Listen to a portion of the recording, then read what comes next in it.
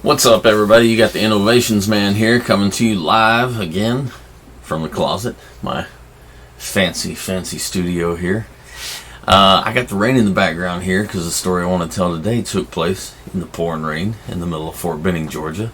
So as I chronicle these stories for my kids, I'll probably do some of them this way, but also I think to help other people, hearing these funny stories and maybe realizing life's not always that bad, it can get a lot worse, that kind of stuff.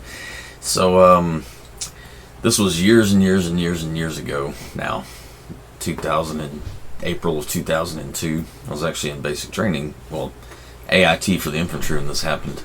And I was a squad leader. The squad leaders were doing 50-50 watch, which means that half the squad leaders are on watch and the other half are on watch, and they swap.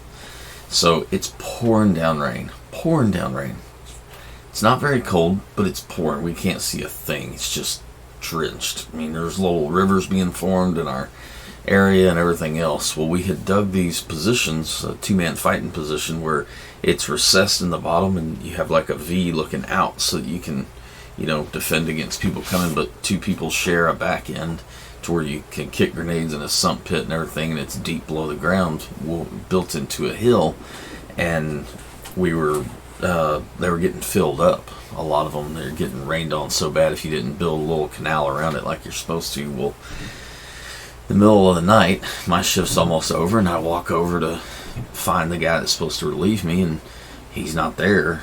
Their position's completely full of water, so I'm thinking, okay, obviously he's wandered off somewhere, or he's awake or whatever. His buddy's awake, or the guy he's sharing the pit with, the other squad leader, so we're kicking back and forth looking for him. Finally it dawns on us, maybe he's in the hole.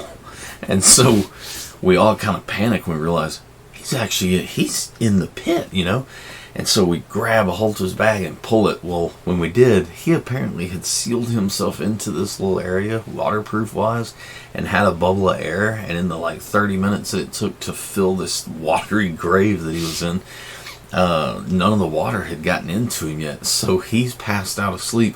And the moment we ripped that sleeping bag off of him, water just rushed into the sleeping bag and everything else and drenched him from head to toe in the middle of his being asleep. And he's come out of that thing like a vampire coming out of a coffin, man. Blah! I'm up now.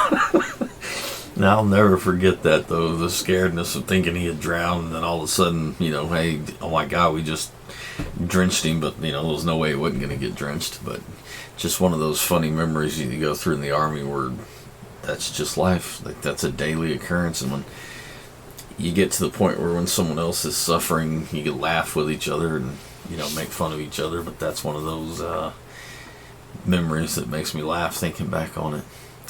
Well, guys, if you're in a hard place, reach out to someone. Call the suicide hotline, the veteran hotline, each other, a buddy you served with, something. Reach out. Don't fight that battle alone. If you're having a hard time, there's always people out there to talk to. Well, that's my story for today. This is Innovations Man. See y'all later.